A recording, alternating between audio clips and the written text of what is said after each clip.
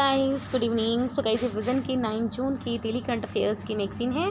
तो चलिए हम आज की फर्स्ट न्यूज़ स्टार्ट करते हैं। That is the Madras high court issues directions to remove prejudice against the LGBTQI जो कम्युनिटी है उसके अगेंस्ट जो आप पहले जो प्री कंसेप्शन रखते हो उसको रिमूव करने की बात की है किसने? मद्रास हाई कोर्ट ने। तो गाइस, ये जो हमारी न्यूज़ है सोशल इश्यूज़ में कवर होगी। And again as usual what I say कि जो सोशल इश्यूज़ की न्यूज़ है वो हमारी मेंस ओरिएंटेड होती हैं। तो ना हम देखते हैं LGBT का, आई थिंक आपको पता ही होगा। सो दैट ये जो डायरेक्शंस इशू की हैं वो इसलिए की हैं ताकि हम अपनी जो कम्युनिटी है उसको प्रोटेक्ट कर सकें। अब आपको जरा इसकी फुल फॉर्म पढ़ लीजिए। लेस्बियन, गे, बाइसेक्सुअल, ट्रांसजेंडर, क्यूर मतलब कि जो अपनी सेक्सुअलिटी को लाइक पता नहीं होती उनको, उन लोगों को हम इसमें रखते हैं। ठीक है, मतलब कि LGBT ये एक्चुअल में क्यूर का ही एक पार्ट है। या फिर and you can't question anyone about its their sexuality, intersex या एसेक्सुअल। ठीक है, तो ये जो कम्युनिटी है इनको प्रोटेक्ट करने के लिए फ्रॉम द हरेसमेंट, फाइन। तो इसलिए ये डायरेक्शंस को इशू की गई है। इंक्लूड क्या मतलब कि prohibition on attempts to cure और change sexual orientation of LGBT plus people. मतलब कि अगर कोई इस कम्युनिटी से बंदा बिलोंग करता है, अगर वो अपनी सेक्सुअलिटी चेंज कराना चाहता है या खुद को इलाज कराना चाहता है तो आप उन पर प्रोहिबिट नहीं कर सकते। ठीक है, तो उसमें भी आपको उन लोगों को प्रोटेक्शन दी जाएगी। इसके अलावा जो union ministry of social justice and empowerment है उन्होंने क्या किया है, NGOs की लिस्ट को पब्लिश किया है जो इस सब चीज़ों को एक्सपर्ट करते हैं कि जो वो LGBT स्पेशली मतलब वो NGO जो इन कम्युनिटीज़ के इश्यूज़ को हैंडल करते हैं और उनमें एक्सपर्ट हैं, उन पर्टिकुलर NGOs की लिस्ट को पब्लिश किया। इसके अलावा हम क्या करेंगे अपने बच्चों को पढ़ाएंगे, लाइक जो स्कूल्स में यूनिवर्सिटीज़ में इस तरह का करिकुलम बनाएंगे सो दैट हम अपने स्टूडेंट्स को एजुकेट कर सकें कि आपको LGBT कम्युनिटी के बारे में आप समझो। ठीक है, और उनके साथ कुछ भी डिस्क्रिमिनेशन ना करो। इसके अलावा हम क्या करेंगे, पेरेंट टीचर जैसे मीटिंग्स होती हैं तो उस तरह हम जो पेरेंट टीचर एसोसिएशंस हैं उनको यूज़ करेंगे स्कूल्स में, सो दैट जो इस तरह के जो सेंसिटिव पेरेंट्स होते हैं, जो इस तरह की थिंकिंग रखते हैं, उन पेरेंट्स को भी हम एजुकेट कर सकें। इसके अलावा हम क्या करेंगे, जो पॉलिसीज़ हैं, लाइक आप डिफरेंट सेक्टर में हायर होते हो किसी भी सेक्टर में, तो वहाँ पे भी हम क्या करेंगे, इन लोगों को इंक्लूड करेंगे और उन लोगों को सपोर्ट प्रोवाइड करेंगे अगर उनके अगेंस्ट कोई भी डिस्क्रिमिनेशन करता है। Fine. Changes in hiring policies for inclusivity, provide support in case of grievances. हम जरा देख लेते हैं हमारे इवोल्यूशन कब हुआ, सो जब हमने इन लोगों को राइट्स देना स्टार्ट किया। सबसे पहले आया था नाज foundation versus government of NCT of Delhi. इसमें हाई कोर्ट ने ये बोला था कि जो इंडियन पीनल कोड का सेक्शन 377 है उसमें पहले क्या किया था, होमोसेक्सुअलिटी को क्रिमिनलाइज़ किया था। मतलब कि जो लेस्बियन है, ये जो गेज हैं, उनको क्रिमिनलाइज़ किया हुआ था। और ये बोला जाता है कि इसमें क्या किया, वो कहीं ना कहीं देखो, अब ये तो बंदे की खुद की आइडेंटिटी है ना, तो अगर आप इनको क्रिमिनलाइज कर रहे हो तो इसका मतलब कहीं ना कहीं आप उन लोगों का आर्टिकल 14, 15, 19 और 21 को वायलेट कर रहे हो। ठीक है, तो इस केस में डिस्कशन की गई थी कि ये जो सेक्शन 377 है वो कहीं ना कहीं क्या करता है, हमारे जो फंडामेंटल राइट्स हैं उनको क्या करता है, वायलेट करता है। नेक्स्ट है NALSA, that is the national legal services authorities versus union of India case आया था, जिसमें सुप्रीम कोर्ट ने ये क्या किया था, थर्ड जेंडर को क्रिएट किया था फॉर ट्रांसजेंडर। आप देखते हो अगर आप कोई फॉर्म भरते हो तो उसमें मेल फीमेल के अलावा अदर जेंडर भी आता है या फिर थर्ड जेंडर भी आता है, तो ये एक कॉलम क्रिएट किया गया था। इसके अलावा Navtej Singh versus union of India case आया था, जिसमें सुप्रीम कोर्ट ने बोला कि हाँ जो सेक्शन 377 वो अनकॉन्स्टिट्यूशनल है और हाँ उसमें सुप्रीम कोर्ट ने मान लिया कि हाँ ये हमेशा जो कुछ फंडामेंटल राइट्स उनको वायलेट कर रहा था।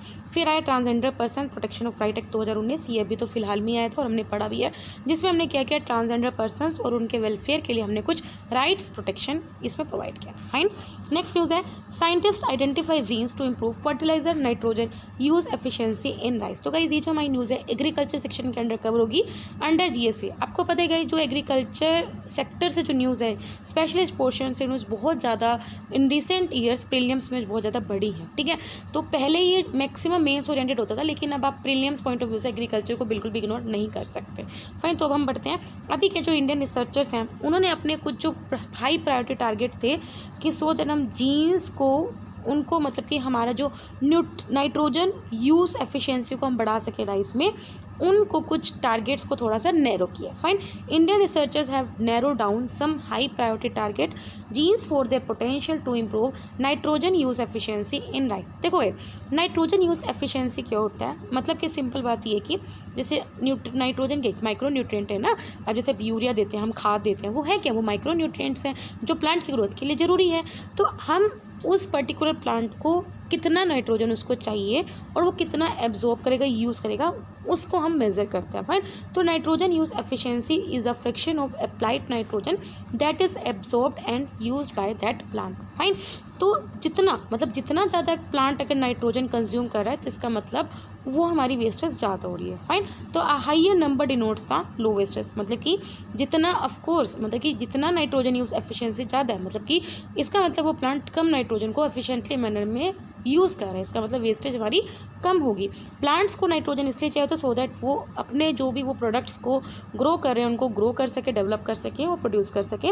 और नाइट्रोजन हम फर्टिलाइजर्स के थ्रू प्लांट्स को देते हैं और कुछ सोइल में भी अपने आप होते हैं, बिकॉज जो प्लांट्स हैं हमने पढ़ा भी हुआ है कि वो नाइट्रोजन को डायरेक्टली यूज़ नहीं कर सकते हैं जो अवेलेबल होते हैं एनवायरनमेंट में। हमेशा कुछ डिकम्पोजर्स होते हैं या फिर कुछ ऐसे हमारे जो चीज़ें होती हैं जो क्या करते हैं नाइट्रोजन को फिक्स करके और फिर जो प्लांट्स हैं वो कंज्यूम करते हैं। इसके अलावा आप ज़रा देख सकते हो जो नाइट्रोजन एफिशिएंसी है सीरियल प्रोडक्शन के लिए, सीरियल्स जैसे वीट, राइस, मेज़, बार्ले, सोरगम, मिलेट, ओट, राई, वो बहुत ही कम है 33%, और हमें यही बढ़ाना है सो दैट अपनी वेस्टेज को कम कर सकें। सीरियल क्रॉप्स कहीं ना कहीं नाइट्रोजन फर्टिलाइजर्स को 69% टोटल कंज्यूम करती है हमारी कंट्री में, और सबसे ज़्यादा कौन कंज्यूम करती है इसमें राइस करती है जो सबसे ज़्यादा 37% कंज्यूम करती है और भी 24% करती है। फाइन। अब नाइट्रोजन यूज़ एफिशिएंसी क्यों ज़रूरी है, हम क्यों चाहते हैं ज़्यादा हम इसको बढ़ाएं, क्योंकि वेस्टेज कम करें और साथ के साथ जो हमारे जो एमिशंस होते हैं वो हम रिड्यूस कर सकें। आपको पता होगा एग्रीकल्चर की वजह से 70% नाइट्रस ऑक्साइड एमिशन होते हैं इंडिया में, और इसकी वजह से जो 77% है वो भी फर्टिलाइजर मोस्टली यूरिया की वजह से होते हैं। इसके अलावा हम लीचिंग रिड्यूस करेंगे। ऑफकोर्स क्रॉप जो जनरली यूज़ करते हैं वो 30% नाइट्रोजन फर्टिलाइजर को अप्लाई करते हैं, और रेनफॉल इरीगेशन होती है तो जिसकी वजह से वो जो नाइट्रोजन होता है वो एनवायरनमेंट में ही रह जाता है। मतलब कि सपोज कर आपने जितना भी नाइट्रोजन दिया, ठीक है, उसमें से सिर्फ 30% एक्चुअल में वो प्लांट क्या करता है कंज्यूम करता है, बाकी सारा वो एनवायरनमेंट में चला जाता है। इससे हमारे इकोनॉमिक बेनिफिट्स होंगे, हम ऑफकोर्स अपनी फर्टिलाइजर की सब्सिडी सेव कर सकते हैं। और अभी हमने बोला कि जितना ज़्यादा नाइट्रोजन यूज़ एफिशिएंसी ज़्यादा होगी तो उससे हमारी इसका मतलब वेस्टेज कम होगी और हमें नाइट्रोजन कम अमाउंट में प्रोड्यूस करना होगा, and it will reduce cost of production. Next है सुरक्षित हम सुरक्षित तुम अभियान लॉन्च्ड इन 112 एस्पायरेशनल डिस्ट्रिक्ट्स। तो गाइस अगेन ये जो न्यूज़ है हमारी सोशल इश्यूज़ में कवर होगी आइदर अंडर GS1 और GS2। अभी क्या जो अब देखो guys prelim point of view से आपको बस इस अभियान के बारे में थोड़ा नॉलेज होनी चाहिए, ठीक है, और कौन कौन से डिस्ट्रिक्ट्स हैं और जो बहुत इंपॉर्टेंट डिस्ट्रिक्ट्स होते हैं जो हमेशा थोड़ा न्यूज़ में रहते हैं उन डिस्ट्रिक्ट्स के बारे में पता होना चाहिए कि अगर वो डिस्ट्रिक्ट इन 112 डिस्ट्रिक्ट्स में इंक्लूड है। तो अभी ये जो अभियान है दैट इज़ अ सुरक्षित हम सुरक्षित तुम अभियान, ये किसके द्वारा लॉन्च किया गया, very important from prelim point of view, NITI Aayog और साथ में Piramal foundation, specially Piramal foundation याद रखना। इसका एम है कि हम क्या कर सकें जो डिस्ट्रिक्ट एडमिनिस्ट्रेटर्स होते हैं उनको असिस्ट कर सकें कि वो क्या कर सकें जो कोविड-19 पेशेंट्स हैं उनको वो होम केयर सपोर्ट प्रोवाइड कर सकें जो एसिम्टोमेटिक है या फिर जिनको माइल्ड सिम्टम है। आपने देखा होगा अगर आपके आसपास या आपके घर में ऐसा केस हो किसी को कोविड हुआ होगा, तो अगर आपका कोविड होता है तो क्योंकि गवर्नमेंट को तो पता चल जाता है ना, तो वो आपको फ़ोन जरूर करते हैं, जो गवर्नमेंट हॉस्पिटल्स होंगे आपके पास सिविल हॉस्पिटल, वो आपको कॉल जरूर करते हैं। वो इसलिए करते हैं ताकि वो होम केयर सपोर्ट प्रोवाइड कर सकें जो कोविड-19 पेशेंट्स को जो एसिम्टोमेटिक है या फिर माइल्ड सिम्टम्स होते हैं, ठीक है।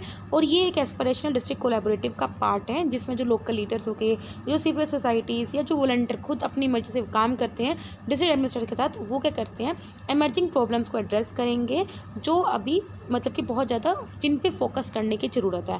देखो जो ट्रांसफॉर्मेशन हम चाहते हैं कि हम एस्पायरेशनल डिस्ट्रिक्ट्स को ट्रांसफॉर्म करें और ये एक मेजर पॉलिसी इनिशिएटिव है सो दैट हम इन पर्टिकुलर डिस्ट्रिक्ट्स की सोशल और इकोनॉमिकल स्टेटस को इम्प्रूव कर सकें अक्रॉस 26 स्टेट। इसका प्रोग्राम क्या है कि हमें हर एक डिस्ट्रिक्ट के स्ट्रेंथ पे फोकस करना है, वहाँ पे जो लो हैंगिंग फ्रूट्स हैं उनको आइडेंटिफाई करना है सो दैट हम वहाँ पे इमीडिएट इम्प्रूव कर सकें और वहाँ के जो प्रोग्रेस उस पर्टिकुलर डिस्ट्रिक्ट का जो रैंक है प्रोग्रेस के वे में उसको और इम्प्रूव कर सके।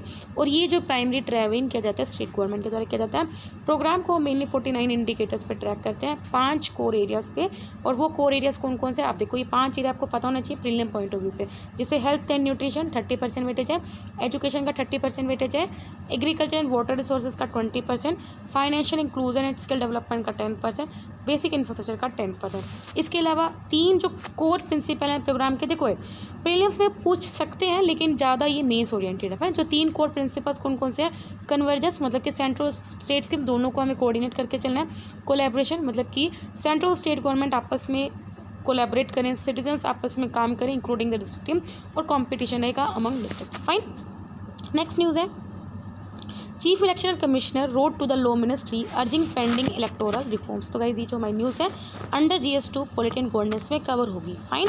तो गाइज आपको पता है पॉलिटी कितना ज़्यादा इंपॉर्टेंट है अगर हम प्रीलियम पॉइंट ऑफ व्यू से देखें, क्योंकि एक GS2 अगर आप पूरी लक्ष्मीकांत पर जाते हो तो आपको बहुत अच्छा ये रिजल्ट दे सकती है। ठीक है, अब जरा हम देखते हैं कि क्या रिफॉर्म्स की बात कर रहे हैं। अभी बोले कि जो वोटर्स जिनकी उम्र 18 साल हो गई है अब वो अपने आप को रजिस्टर कर सकते हैं more than just once in a year, मतलब कि एक साल में एक बार से ज़्यादा रजिस्टर कर सकते हैं। एट प्रेजेंट अभी जो मतलब कि सपोज करो अभी तक 1 जनवरी से पहले अगर आप 18 साल के हो गए तो आप अपने वोटर कार्ड के लिए एलिजिबल कर सकते हो।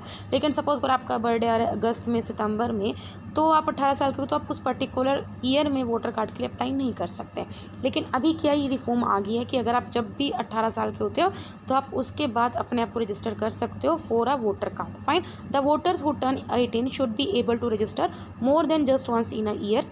At present only those who turn 18 as of January 1 are eligible to register as voters। ठीक है, इसके अलावा हमने क्या किया, जो जेल टर्म्स हैं उनको 2 साल तक के एनहेंस किया। करंटली जो 6 मंथ्स की थी, जो इनकरेक्ट डिटेल्स अपने पोल में डाल देते हैं। फाइन, मतलब कि अगेन ये अच्छी बात है। अगर आपने कोई फ्रॉड किया, इनकरेक्ट डिटेल्स डाली है तो उनको 6 मंथ की जेल होती थी, अब 2 साल तक की कर दिया है। तो इससे क्या होगा, जो इंडिविजुअल्स होते हैं अब वो इलेक्शन भी कंटेस्ट नहीं कर पाएंगे अगले 6 साल तक। ठीक है, इसके अलावा जो आप पॉलिटिकल एडवर्ट अगर आप इलेक्शन कॉन्टेस्ट करें, इलेक्शन में खड़े हुए हो, तो अभी क्या किया है, पॉलिटिकल एडवर्टाइजमेंट्स को बैन किया प्रिंट मीडिया में during the silence of period. मतलब कि आपको पता है पोल से 48 आवर्स पहले आप कहीं भी एडवर्टाइजमेंट नहीं कर सकते, और अगर आपने किया तो उस पर पूरा बैन कर दिया है।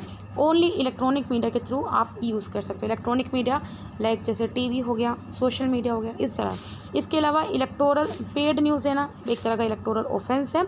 इसके अलावा जो प्रेस काउंसिल ऑफ इंडिया उन्होंने पेड न्यूज़ को डिफाइन किया कि कोई न्यूज़ अगर इलेक्ट्रॉनिक मीडिया पे आ रही है, अगर आपने वो कैश दिया या फिर कुछ काइंड दिया, मतलब किसी पे कुछ दया किया है। इसके अलावा अगर आप आधार नंबर को लिंक कराना होगा with electoral rolls for eliminate duplication. ठीक है, डुप्लीकेशन को हटाने के लिए इलेक्टोरल रोज को लिंक किया जाएगा आधार नंबर के साथ, और सो दैट आप इजीली जो लोग हैं वो अपनी वोट ट्रांसफ़र कर सके when they move to a different constituency. Challenges क्या है, देखो ये सब रिफॉर्म करने के लिए सबसे पहले आपको RP एक्ट जो 1951 है उसको अमेंड करना होगा। इसके अलावा जो वोटर ID नंबर्स हैं उनको लिंक करना होगा हर एक बंदे के आधार के साथ। ठीक है, लो कन्विक्शन रेट है। पेड न्यूज़ को डिफाइन करना अभी तक एक चैलेंज है। इसके अलावा और कौन कौन से जो रिफॉर्म पेंडिंग है, ट्रांसपेरेंट इलेक्टोरल फंडिंग और appointment of election commissioners by a collegium and elevation to CCs by seniority. तो गाइस अभी तक हमने जो पूरी न्यूज़ पढ़ी है इससे मुझे यही समझ में आया कि ये जो न्यूज़ आपकी मेंस ओरिएंटेड ज़्यादा है। फाइन, अब हम बढ़ते अपनी next news, that is the union education minister releases the guidelines for the development of content for children with the disabilities. देखो गाइस अगेन ये जो न्यूज़ हमारी सोशल इश्यूज़ में कवर होगी। अभी क्या है, देखो जो बच्चे जो डिसेबल्ड पर्सन है उनके लिए बोला गया कि कंटेंट डेवलप करो, क्योंकि आपको पता है स्कूल्स तो भी खुले नहीं है। तो ये किस पे बेस्ड है, PM विद्या 2020 का जो इनिशिएटिव है उसी पे बेस्ड है, सो दैट हम क्या कर सके अपने सभी एफर्ट्स को इंटीग्रेट करके डिजिटल या ऑनलाइन और ऑनलाइन एजुकेशन, उनको सभी एफर्ट्स को यूनिफाई करके हम डिसेबल पर्सनस के पास तक भी एजुकेशन पहुंचा सकें। फीचर्स ये कि जो कंटेंट डेवलपमेंट हम करेंगे, मतलब कि जो बच्चे डिसेबल पर्सनस हैं उनके लिए जो कंटेंट डेवलप करेंगे हम, वो किस पे बेस्ड होगा, 4 प्रिंसिपल्स पे, मतलब वो उन लोगों को परसीव कर सकें, ठीक है, ऑपरेट कर सकें, समझ सकें और ईजिली हम उन तक पहुंचा सकें। कॉन्टेक्ट को हम स्टैंडर्ड्स के साथ कॉम्प्लाई करेंगे, जो भी नेशनल स्टैंडर्ड होंगे उसके अकॉर्डिंग, और फिर जो इंटरनेशनल जो स्टैंडर्ड्स हैं इनके अकॉर्डिंग हम क्या करेंगे, डेवलप करेंगे। ये नहीं कि आपने सिंपल सड़ा हुआ मटेरियल दे दें, नहीं ऐसा नहीं है। ठीक है, हम स्टैंडर्ड मटेरियल हम प्रोवाइड करेंगे। वेरियस प्लेटफॉर्म जैसे दीक्षा प्लेटफॉर्म हो गया जहाँ पे हम कंटेंट को डिस्ट्रीब्यूट करेंगे, पाठशाला हो गया, उनको हम टेक्निकल स्टैंडर्ड का कंप्लाई करेंगे। टेक्स्ट बुक्स को अडॉप्ट करेंगे into the accessible digital text books multiple formats में, मतलब कि जो आपको परचेज करनी पड़ती है बुक्स वो आपको PDF फॉर्म में, डिजिटल फॉर्म में आपको ये मतलब कि ऑनलाइन मिल जाएगी, टेक्स्ट में भी, ऑडियो रूप में भी, वीडियो में भी, साइन लैंग्वेज में भी। इसके अलावा जो SSC पर डिजिटल टेक्स्ट बुक्स हैं वो आपको वो स्पेशली फ्लेक्सिबिलिटी प्रोवाइड करेगी किनको, डिसेबल पर्सनस को, जो मतलब कि उस पर्टिकुलर कंटेंट को नहीं असेस कर पाते। ठीक है, सिग्निफिकेंस क्या है, it is one of the reason so that हम जो बच्चे कोविड की वजह से आउट हुए हैं उनको हम वापस इन करें। ठीक है, और ये गाइडलाइंस है वो इन सब बच्चों की इस सिचुएशन को ओवरकम करेगी। अब हम क्या एफर्ट्स लेना है सो दैट हम डिसेबल पर्सनस को इंक्लूड कर सकें। सबसे पहले हमने क्या किया, 2006 का UN convention on rights of person with disabilities को रेटिफाई कर चुका है India. National policy on universal electronic accessibility 2013 ये इसलिए लेके आए थे। असेसिबल इंडिया कैंपेन लगा हुआ है 2015 से। Right of person with disabilities act 2016 आया था, जिसमें हमने बोला कोई भी डिसेबिलिटीज़ चाहे फिजिकल हो, चाहे sensory, intellectual, mental illness, chronic, neurological, इन सबको हमने डिफाइन किया है। फाइन, अब हम बढ़ते अपनी छोटी छोटी न्यूज़ पे। That is the specialise supervisory and regulatory cadre, that is the SSRC। अभी देखो ये जो कैडरे है वो प्रपोज किया किसके द्वारा, RBI के द्वारा 2019 में।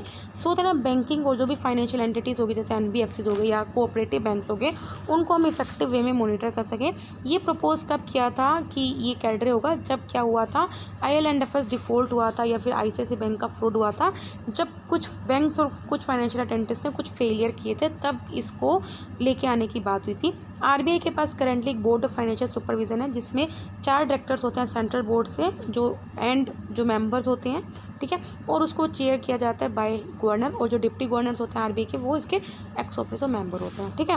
नेक्स्ट है प्लेस ऑफ इफेक्टिव मैनेजमेंट। अभी क्या है, काफ़ी ज़्यादा बिजनेस और जो फैमिलीज हैं बाय HNI इंडिविजुअल पोस्ट, एक सेकेंड गाइज, यस, तो हम पढ़ रहे थे प्लेस ऑफ इफेक्टिव मैनेजमेंट। अभी क्या है, आपने देखा, जैसे देखो, with increased exodus of the businesses and the families by the HNI individuals. अब सबसे पहले समझना HNI इंडिविजुअल्स क्या है, मतलब वो इंडिविजुअल्स जिनकी हाई इनकम है या नेटवर्थ 1 साल की 2 करोड़ से ज़्यादा हैं, ठीक है।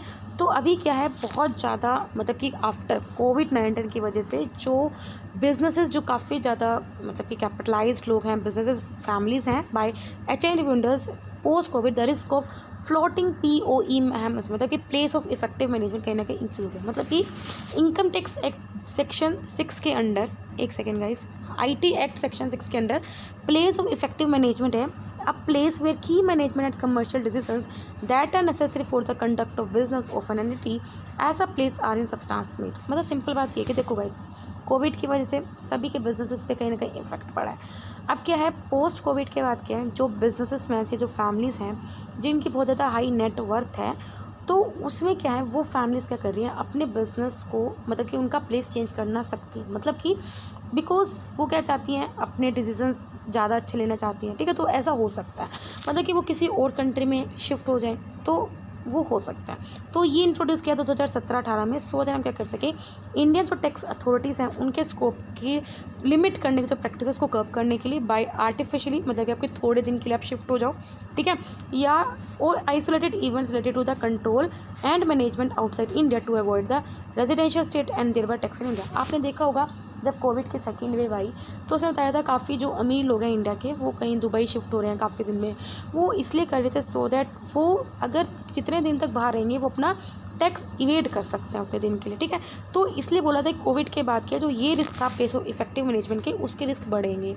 तो ये IT एक्ट के अंडर सेक्शन 6 के अंडर वो इसलिए आया था ताकि इन सब प्रैक्टिस को हम कर्व कर सकें। फाइन, नेक्स्ट है क्वार्टरली, ये QS वर्ल्ड यूनिवर्सिटी रैंकिंग हर साल आती है। अभी क्या है, देखो QS जो रैंक करता है यूनिवर्सिटीज़ को, वो 6 इंडिकेटर्स पे करता है। सबसे पहले होता है उस एकेडमिक रेपुटेशन कैसा है, वहाँ पे जो एम्प्लॉयर्स हैं उनकी रेपुटेशन कैसी है, साइटेशंस पर फैकल्टी। देखो साइटेशंस पर फैकल्टी क्या होता है, देखो आप लोगों ने अगर PhD नहीं की है तो मैं बता देती हूँ, लाइक हर एक जो फैकल्टी होती है, जो भी PhD होते हैं, तो उन लोगों के रिसर्च पेपर्स पब्लिश होते हैं, तो हर एक फैकल्टी के कितना साइटेशन है, साइटेशन मतलब कि उस पर्टिकुलर फैकल्टी के रिसर्च वर्क को और लोगों ने कितना रेफर किया, ठीक है। तो ये होता है साइटेशन पर faculty. Faculty to student ratio मतलब कि एक फैकल्टी के अंदर कितना स्टूडेंट है, एक फैकल्टी कितने स्टूडेंट्स को डिग्री दिलवा रहा है, PhD की डिग्री। इंटरनेशनल फैकल्टी रेशो और इंटरनेशनल स्टूडेंट रेशो, तो इन 6 इंडिकेटर्स पे QS रैंक करता है।